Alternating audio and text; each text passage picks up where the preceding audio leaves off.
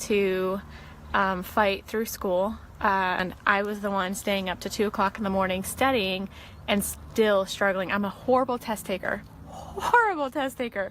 I can know all the answers, but put that test in front of me and I bomb it, or I struggle. And I've never given up.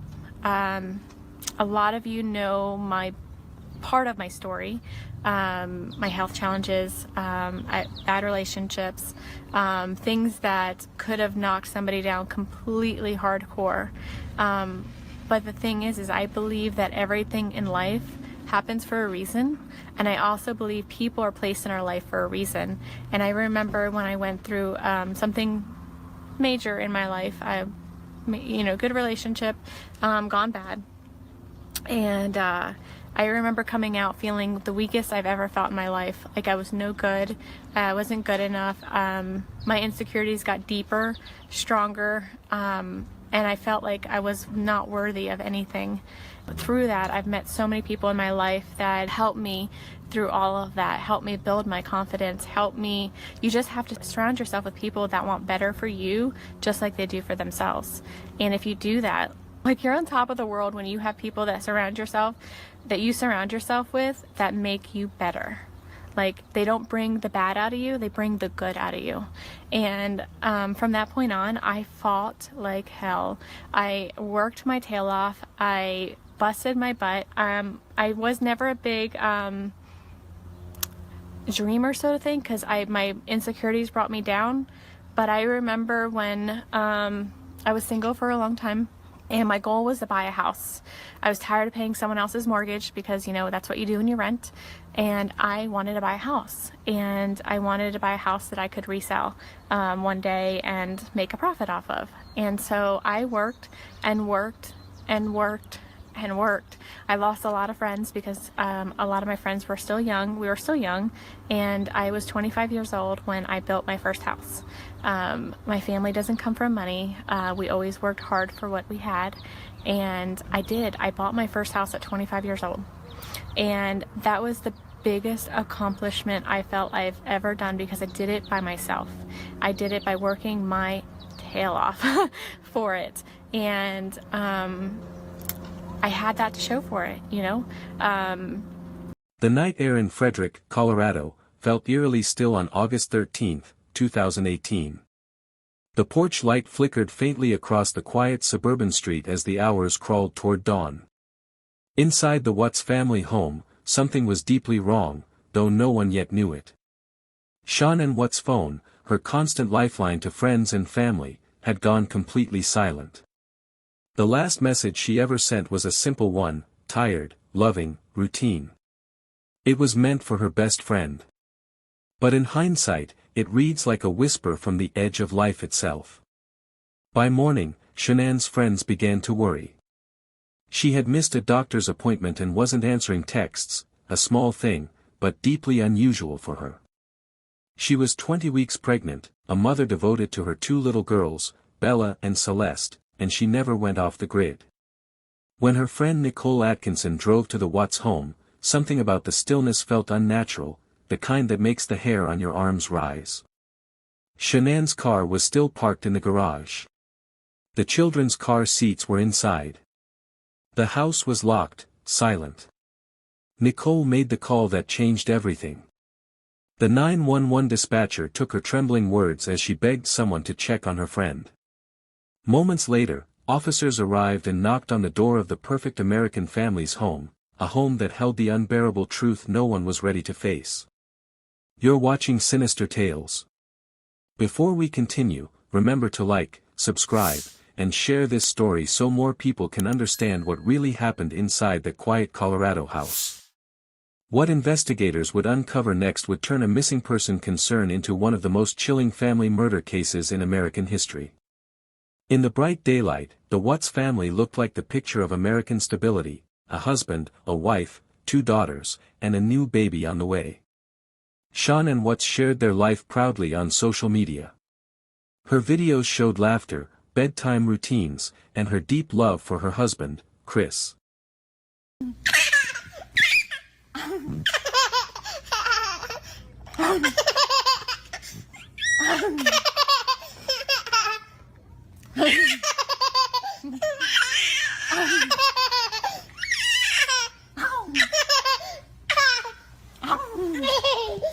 Bye, Freezer.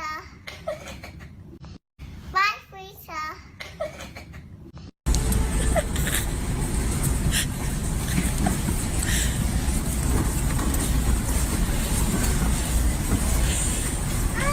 Hey, baby!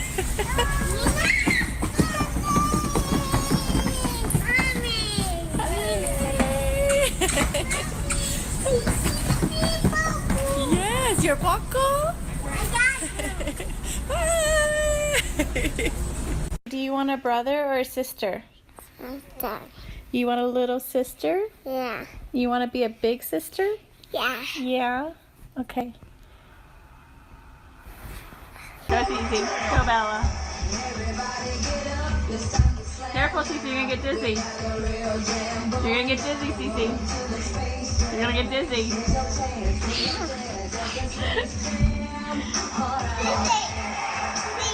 Ring around the rosy. Ring around the rosy. Watch it for the rosy.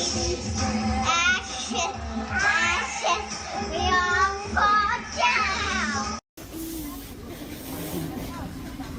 Blow on it, Cece. No, don't let her touch the plate. No, no, no, no.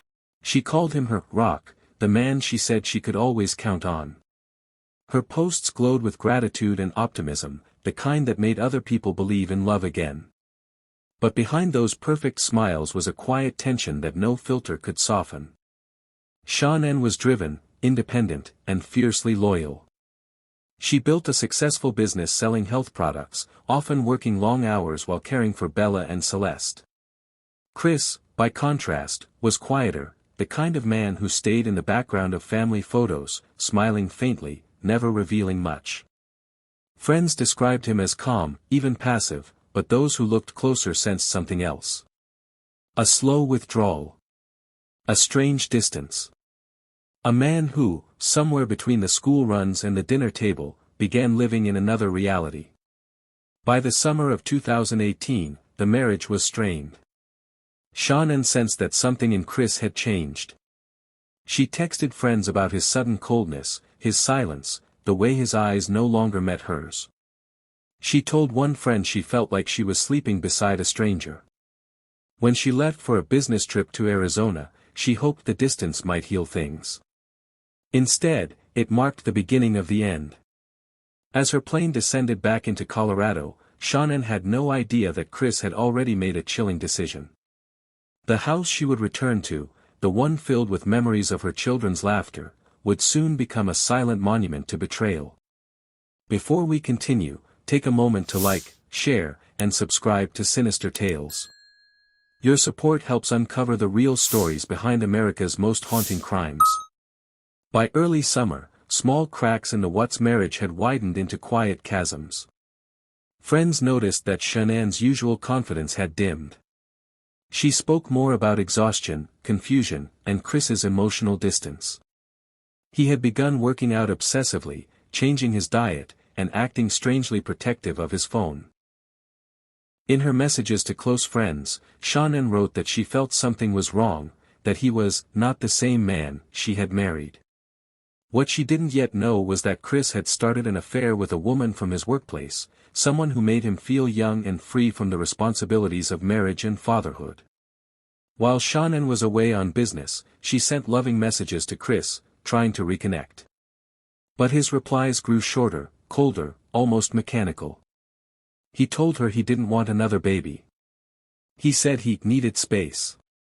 When she confronted him, he dodged, deflected, and retreated into silence. The home that had once echoed with laughter was now filled with tension and unspoken dread. One night, Shanann sent a text that revealed her growing fear. "Something's wrong with us," she wrote. "I don't understand." It was not anger or accusation, it was a plea. But Chris never responded with empathy. Instead, he began to plan. He researched ways to hide evidence. He transferred money. He envisioned life without his family. What looked like emotional withdrawal was actually preparation. By the time Shanann returned from her final trip, the red flags were no longer subtle. They were screaming, unread, unseen, unheeded. The danger wasn't just emotional anymore, it was physical. Her last attempt to fix her marriage would put her directly in the path of a man she no longer truly knew. You're watching Sinister Tales. If you're drawn to uncovering the truth behind real-life crimes, like, share, and subscribe. Your support helps us bring you stories that demand to be told. The house on Saratoga Trail was silent when Shanann returned home just after 2 a.m. on August 13, 2018. Security footage from her friend Nicole's doorbell camera caught her final moments alive, stepping out of the car, carrying her suitcase, and walking toward her front door. Inside, Chris Watts was waiting. By that hour, their two little girls, Bella and Celeste, were asleep in their beds. What happened next would forever shatter the image of a peaceful suburban family. In the darkness of their bedroom, a confrontation erupted. Shanann had sensed his betrayal. She begged for honesty, for the truth she already knew in her heart. But Chris had already decided there was only one way out. He straddled her, and as she fought to breathe, the reality of what was happening must have been unbearable. In the quiet, sterile air of that home, the unthinkable happened. A husband took the life of the woman who had once trusted him completely, and with her, ended the life of their unborn son, Nico. When the house fell silent again, two small voices stirred from down the hall. Bella asked where Mommy was. Chris told her their mother was sleeping. What followed was almost beyond human comprehension.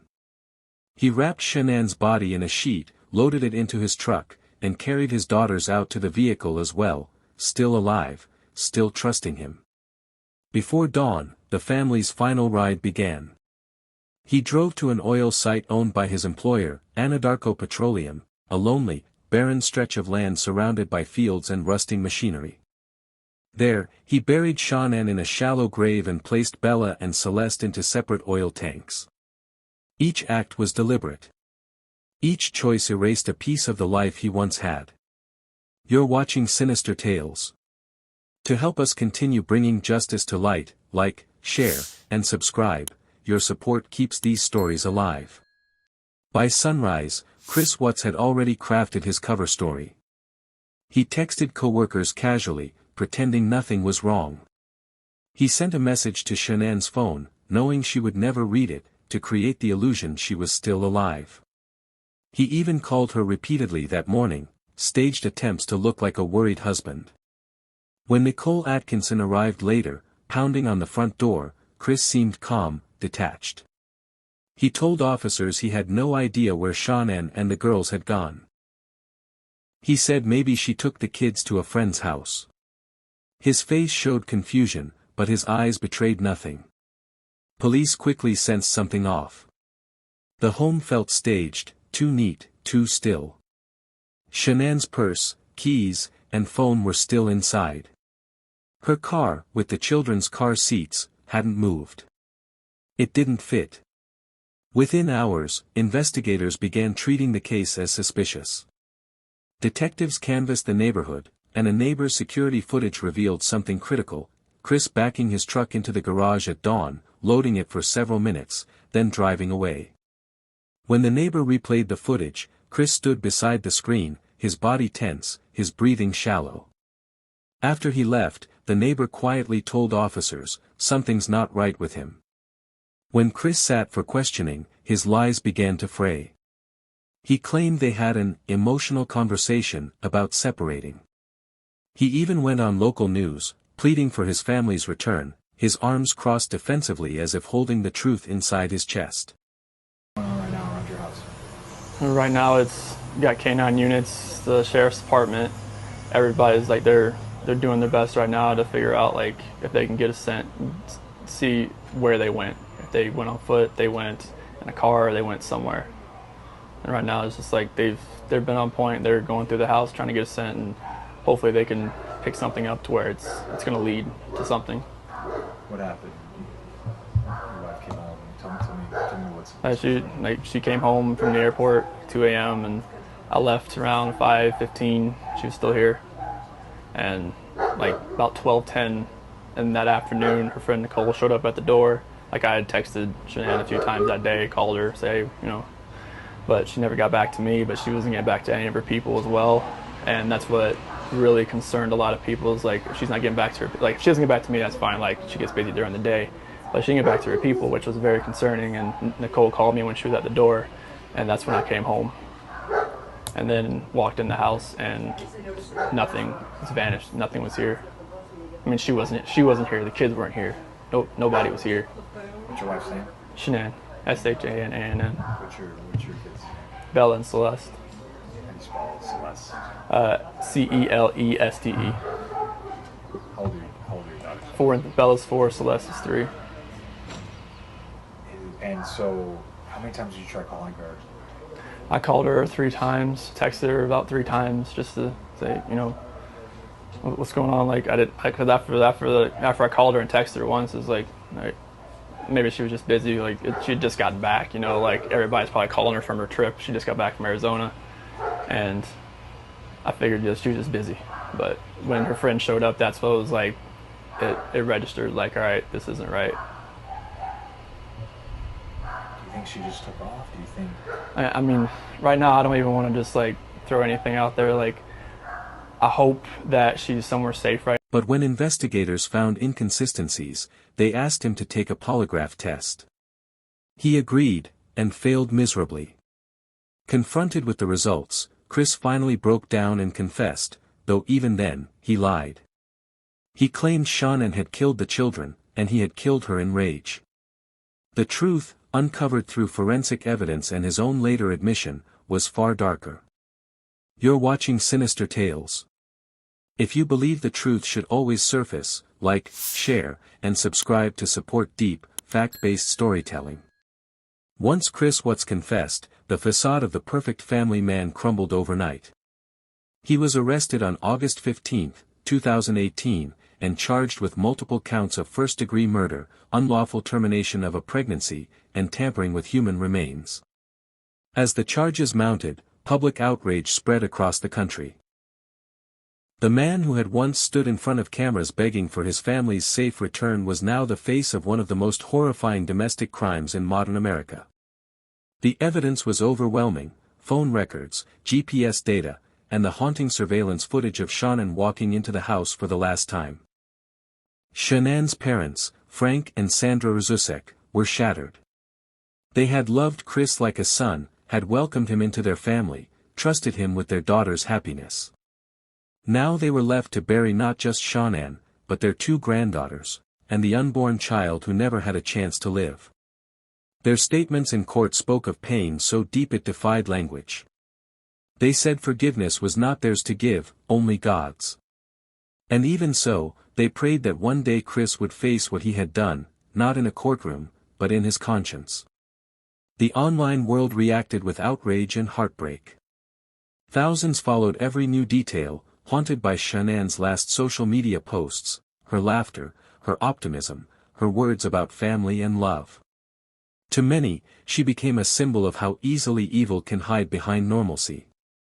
Candlelight vigils were held, photos of Shanann and her daughters glowed against the night sky, and strangers cried for a family they never knew. You're watching Sinister Tales.